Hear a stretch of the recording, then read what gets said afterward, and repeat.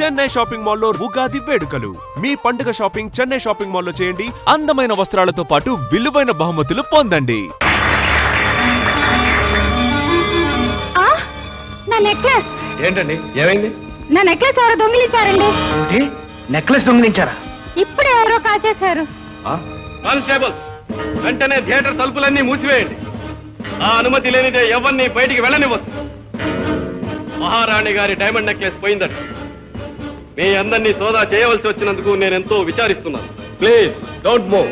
Sorry, తప్పనిసరిగా అందరినీ check చేయాల్సి వచ్చింది. ఆల్ రైట్, మీ డ్యూటీ మీరు చేయండి.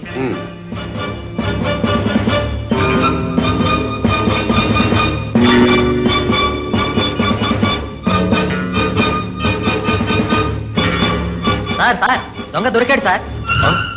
దొంగ దొరికాడా? అవును సార్, పారిపోతుండగా పార్కు దగ్గర బీట్ కానిస్టేబుల్ పట్టుకుని ఫోన్ చేశాడు. Thank God. Don't worry. Madam, మీరేమీ కంగారు పడకండి. క్షణంలో మీ నెక్లెస్ తెస్తాను. కానిస్టేబుల్, కమాన్, ఫాలో మీ.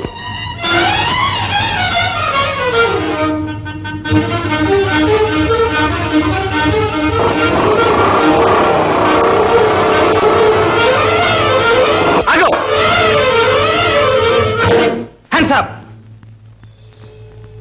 ఆ జేబులో ఉన్న నెక్లెస్ బయటికి తీ. నెక్లెసా? నా దగ్గర ఎక్కడుంది? ఉంది, తీ బయటికి. క్విక్.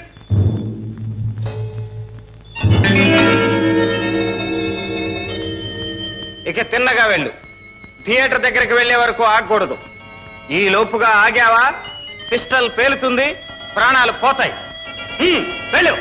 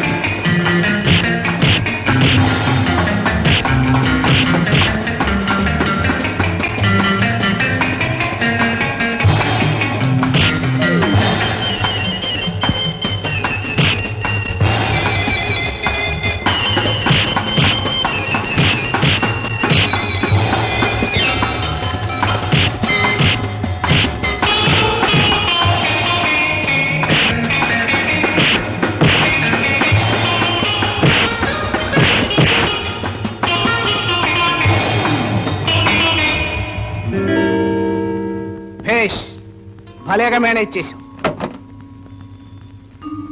దొంగ చేతికి తాళాలు ఇచ్చినట్టు నెక్లెస్ కొట్టేసి కమిషనర్ జేబులో వేసి థియేటర్ నుండి బయటికి రప్పించాం. మా వాళ్ళు ఓడిపోవటం ఇదే మొదటిసారి. అందుకు నిన్ను మెచ్చుకుంటున్నాను. కానీ ఎంత తెలివితేటలున్నా ఇలాంటి పనులు ఒంటరిగా చేయటం ఎప్పటికైనా ప్రమాదమే. కావాలంటే నువ్వు మాతో చేరు, ఎంత జీతమైనా ఇస్తా. నాన్సెన్స్. జీతానికి పనిచేయవలసిన కర్మ నాకేం లేదు. That's good. ఆ స్పిరిటే నేను ఇంత వాణ్ణి చేసింది. జీతం కాదు, వాటా తీసుకో. ఈనాటి నుండి నువ్వు నా partner. Okay? Okay. Meet mister Gopi. Bhaskar ని ఓడించి మనలో ఒకడైన కొత్త హీరో మిస్ విజయ. నమస్తే. నమస్తే. ఇద్దరు కబుర్లు చెప్పుకుంటూ ఉండండి, ఇప్పుడే వస్తాను.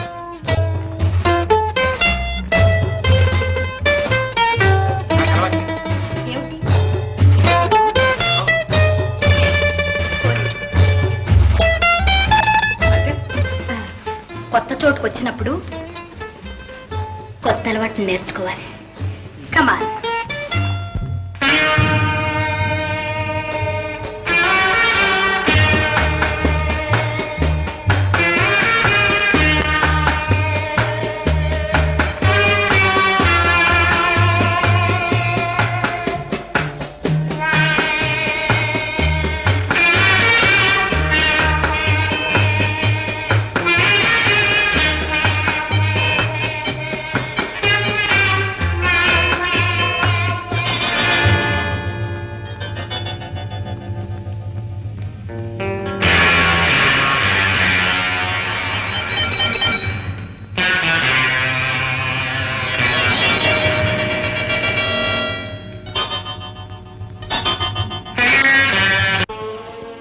రోజులకు ఒకసారి ఇంటికి వస్తావు. ఆ వచ్చిన పూటైనా సరిగా అన్నం తినవు. మనిషిలా ఉండవు. ఏమిటి నాయనా ఇదంతా? నువ్వు ఎక్కడికి వెళ్తున్నావు? ఏం చేస్తున్నావు? నిన్ను చూస్తుంటే నాకేదో భయంగా ఉందిరా. నీకెందుకమ్మా భయం? నేనేం చేసినా మన మంచిగా చేస్తాను. నా మీద ఆ మాత్రం నమ్మకం లేదా నీకు? ఉంది గోపి, కానీ అమ్మా, నా లక్ష్యం ఒక్కటే. మా నాన్నగారి మీద వచ్చిన అపనింద మాపేయాలి. ఆయన ఆత్మ శాంతించాలి. గోపి, జరిగిందేదో జరిగిపోయింది. ఇప్పుడు ఆ గొడవంతా తవ్వుకోవడం ఎందుకయ్యా? నా మాట విని గోపి. వద్దు. వద్దంటే ఎలాగమ్మా? ఆ భూషయ్య. గోపి, భూషయ్య కాదు, మీ తాతయ్య. తాతయ్యనమ్మా, కానీ నన్ను మనవల్లా చూశాడా? ఎన్ని మాటలు అన్నాడు. నా ఒంట్లో పారుతున్నది కూనికోరు రక్తం అన్నాడే. గోపి, కక్ష సాధించడం మన పని కాదు. అవమానాలు అపనిందలు భరించడం మాత్రం మన తలరాత. తలవ్రాత మనం రాసేది కాదు, తుడిపేది కాదు. మన మంచే మనల్ని కాపాడుతుంది. ఎవరి పాపాన వాళ్ళు పోతారు. వద్దు నాయన, మనకి దుర్మార్గం. Wonderful mister Gopi, wonderful. Plan అంటే అలా ఉండాలి. తెల్లవారేసరికి బ్రహ్మాండమైన బ్యాంకు దోపిడీ అనే పేపర్లన్నీ కోసి పెడుతూ ఉంటాయి. పోలీసులు బెంబేలెత్తిపోతూ ఉంటారు. ఓకే, 12 గంటలకల్లా అందరూ రెడీగా ఉండాలి. గోపి చెప్పినట్టు వినాలి. Okay boss. Cheers. All the best.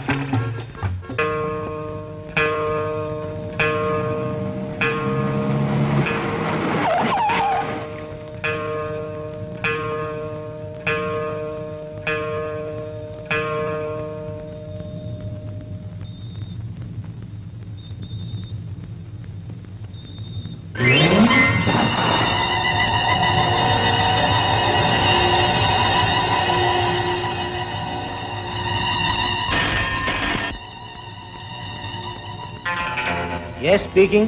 This is fire station. ఏమిటి? సిటిజన్స్ బ్యాంక్ తగలడిపోతుందా? అలాగే వెంటనే ఫైరింగ్ అని పంపిస్తాం.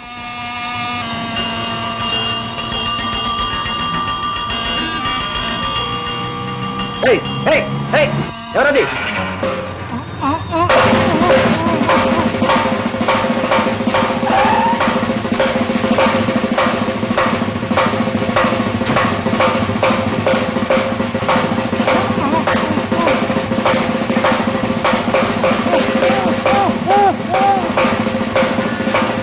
Very good, congratulations. Thank you boss.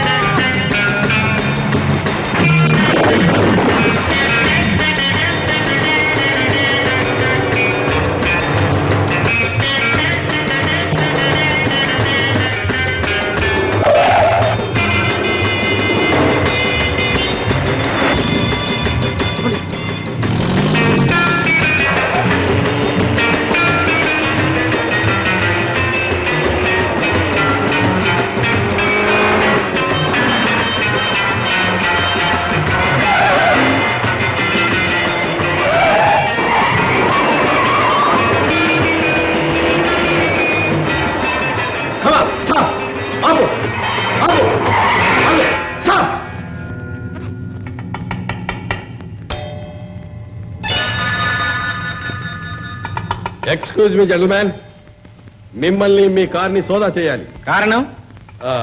అనుమానం. అనవసరంగా పెద్ద మనుషులను అనుమానించకండి. మిస్టర్, ఏ ఆధారం లేకుండా సోదా చేసే అధికారం మాకుందని మీరు తెలుసుకోవాలి. అందువల్ల మాకు జరిగే కష్ట నష్టాలకు మీరే బాధ్యులవుతారు. Doesn't matter. వాళ్ళ డ్యూటీ వాళ్ళని చేసుకొనివ్వండి.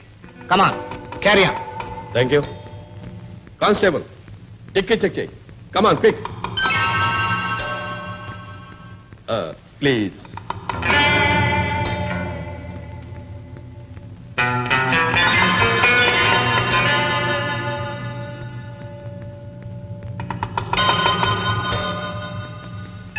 ఏం లేదు సార్.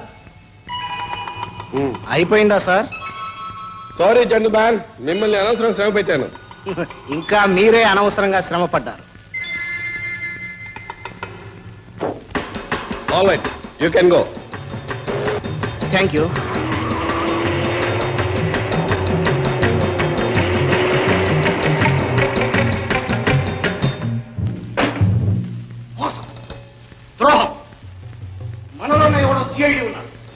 కనీసం పోలీసులతో లాలూచిపడ్డ మనిషి ఉన్నాడు.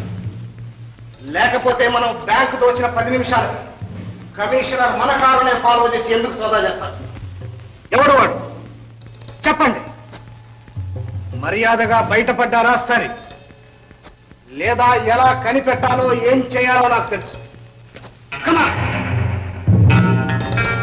5 నిమిషాల టైం ఇస్తున్నాను. సార్, మేమంతా పాతవాళ్ళం.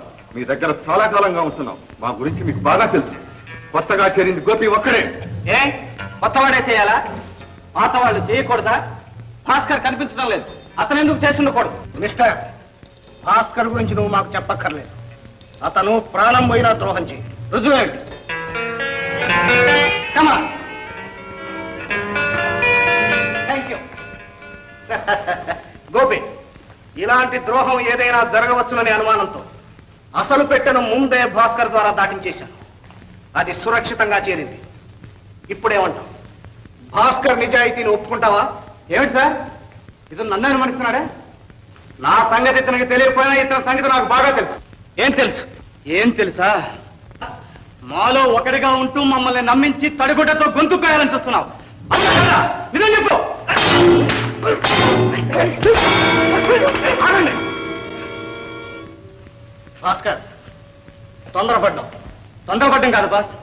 ఎవరు నమ్మకస్తులో ఎవరు నమ్మక ద్రోహులో ఇక్కడే తేలిపోవాలి. నేను ఖచ్చితంగా చెప్తున్నాను. గోపి సిఐడి, కావాలంటే అక్కడ పెట్టేబేడ సోదా చేయండి. భాస్కర్, చెక్ చేయడం అంటూ వస్తే అందరినీ చెక్ చేయాలి. మాకేమీ అభ్యంతరం లేదు బాస్. నాకు అంతకంటే అభ్యంతరం లేదు. ఆహా,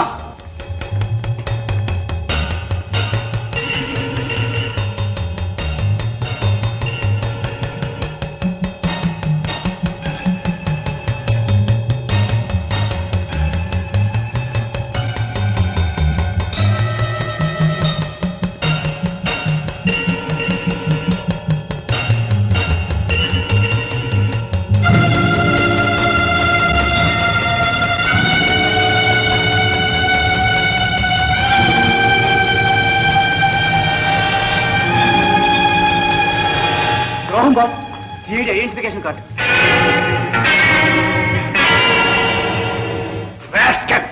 ఏమిటిది? సార్ నాకు తెలియదు సార్, నిజంగా నాకు తెలియదు సార్. ఈ కార్డు నా పెట్లోకి ఎలా వచ్చిందో ఏమో. తెలీదు? త్వరలోనే తెలుస్తుంది. వీడిని తీసుకెళ్లి డంజన్లో పారేయండి. మిస్టర్ గోపి, నిప్పొక చోట పొగొక చోట అయింది. I'm very sorry. భాస్కర్, నువ్వు గోపిని అనుమానించడం చాలా పొరపాటు. It's all right. జరిగిందేదో జరిగింది, అంతా మర్చిపోండి. Come on, be friends. భాస్కర్కి స్పృహ వస్తే మన గుట్టు బయటపడుతుంది. ఏం పర్వాలేదు బాస్, దానికంతా నేను ఎప్పుడో ప్లాన్ వేసేసాను. భాస్కర్కి స్పృహ రాకముందే హాస్పిటల్ నుంచి మాయం చేసేయాలి. హాస్పిటల్ నుంచా? అవును, కానీ అది నా ఒక్కడి వల్ల కాదు.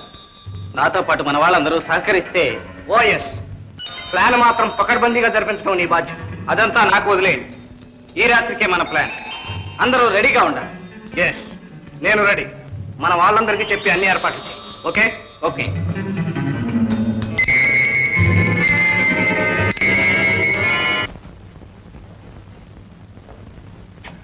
అందరినీ రెడీగా ఉండమని అసలు గోపి ఏమైనట్టు?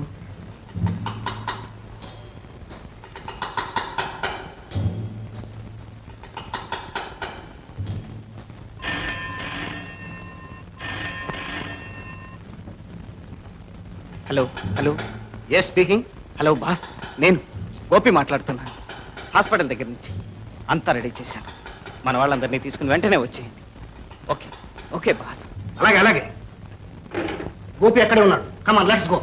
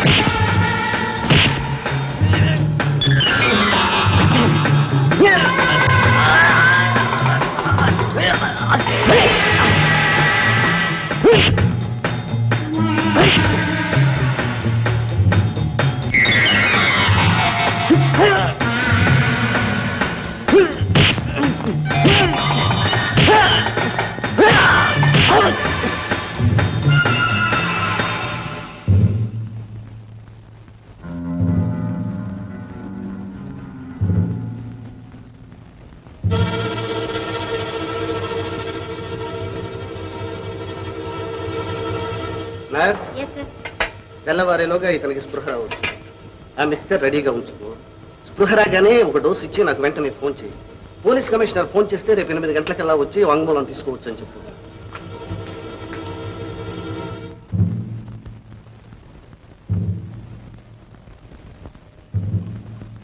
పెద్ద డాక్టర్ గారు నిన్ను అర్జెంట్గా రమ్మంటున్నారు. ఈ మిక్స్చర్ నేను రెడీ చేస్తాను, నువ్వు వెళ్ళు.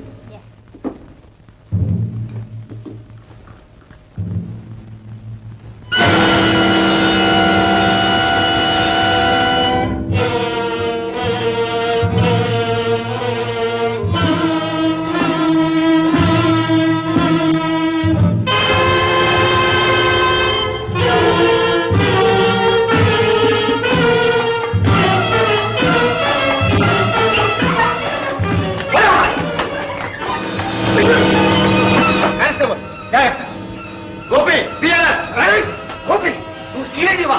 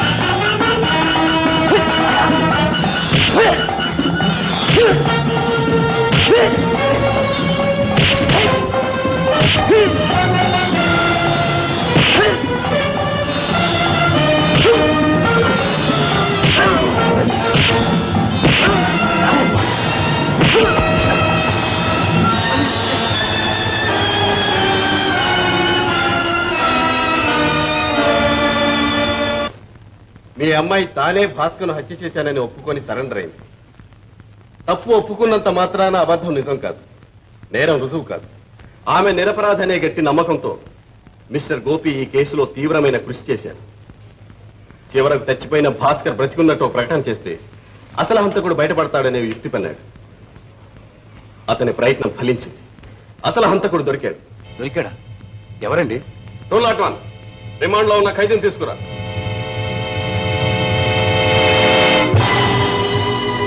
యాదయ్య, నువ్వా? నువ్వేమిటి హత్య చేయడం ఏమిటి? ఏమిట్రా ఇదంతా? నిజం బాబు, నేనే ఆడుకుని చేసి ఆ దుర్మార్గుడు భాస్కర్ నా చెల్లెల జీవితంతో ఆడుకుని వాడే సర్వస్వం నమ్మి ఆమె తల్లి కాబోతుందని తెలిసి మోసం చేసి ఊరు విడిచి పారిపోయాడు.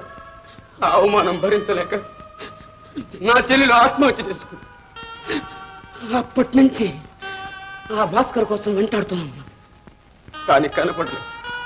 ఒకరోజు మీరు ఫోటో ఇచ్చి పొయ్యిలో పారాయమన్నారు. అప్పుడు అర్థమైంది, చిన్నమ్మ గారు కూడా వాడి చేతిలో పడి నాశనం అయిపోతారని భయపడ్డాను. వాడిని ఒక్కంట కనిపెడుతూనే ఉన్నాను. సమయం కోసం ఎదురు చూశాను. ఆ రోజు రాత్రి నేను సినిమా నుంచి వస్తుంటే ఏమిటి ఆవేశం? అందాన్ని చూసి ఆవేశపడకుండా ఉండడానికి నేనేం ప్రేమ పూజారిని కాను. అయితే నువ్వు కోరేదేమిటి? నన్ను నా అందానేనా? అవును, అందాన్ని పొందాలి, ఆస్వాదించాలి, అనుభవించాలి. పెళ్ళయ్యాక నన్ను ముట్టుకోవడానికి వీలేదు. ముట్టుకోవడం కాదు,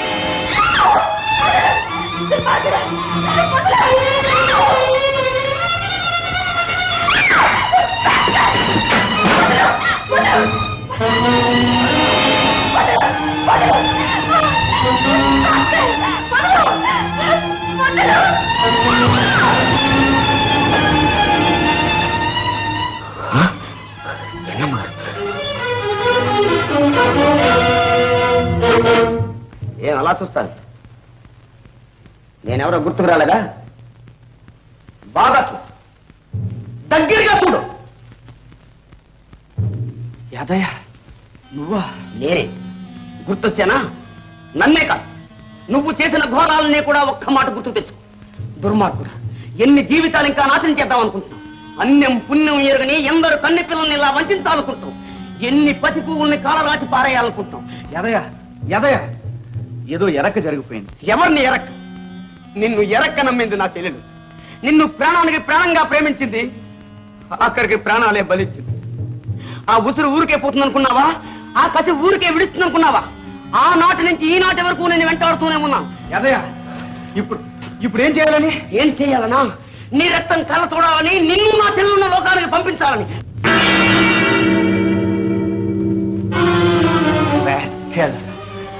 నా రక్తం కళ్ళ చూస్తావరా?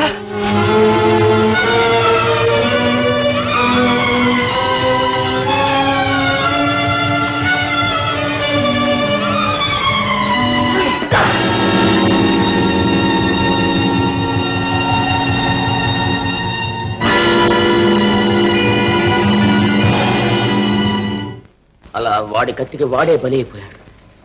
నా చేతులారా నేను చంపకపోయినా నా కసి తీరింది. ఇక మీరే శిక్ష విధించినా నేను సిద్ధంగా ఉన్నా. హోసయ్య గారు, ఇప్పుడేమంటారు? నిప్పు ఒక చోట, పొగ ఒక చోట. నేరం ఒకరిది, శిక్ష మరొకరిది.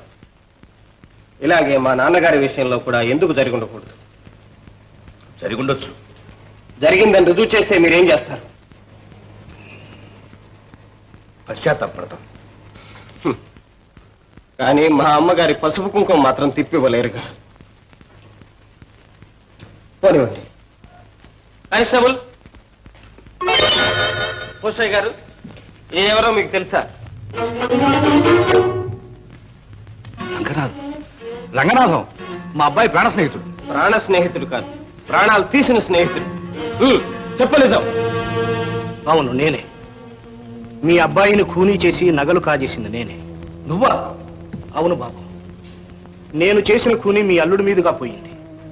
నేను తప్పించుకున్నాను. ఆ తర్వాత ఎన్నో దోపిడీలు, దొంగతనాలు చేశాను. చివరకు ప్రాణ స్నేహితుడు చేసిన ద్రోహం పండి నా ఆట కట్టింది. ఆయన కొడుకు గోపి చేతుల్లో పట్టుపడ్డాను. ఈ కేసులో అసలు హంతకుడు రంగనాథమే అని రుజువైంది. అతను ఈ హత్యేగాక తన ముఠాతో కలిసి ఎన్నో దొంగతనాలు, దోపిడీలు చేసినట్టు కూడా గట్టి సాక్ష్యాలు లభించాయి. గనుక ఐపీసీ 302వ సెక్షన్ ప్రకారం ఈ రంగనాథానికి యావజ్జీవ కారాగార శిక్ష విధిస్తున్నాం. భాస్కర్ హత్య కేసులో హంతకుడు తానేనని యాదగిరి ఒప్పుకున్నా హత్య జరిగిన రోజున భాస్కర్ ని చంపాలనే ఉద్దేశంతో యాదగిరి అక్కడికి వెళ్ళలేదు. ఇది హత్య కాదని ఆత్మ సంరక్షణ ప్రయత్నంలో జరిగిన ప్రమాదమని నిర్ణయిస్తూ యాదగిరిని ఐపీసీ 80, 96 సెక్షన్ల ప్రకారం విడుదల చేస్తున్నారు.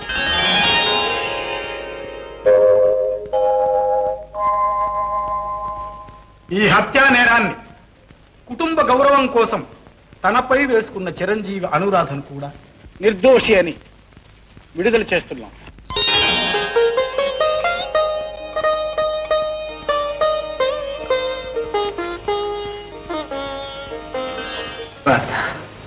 గోపి, అమ్మ అనురాధ, అత్తయ్య,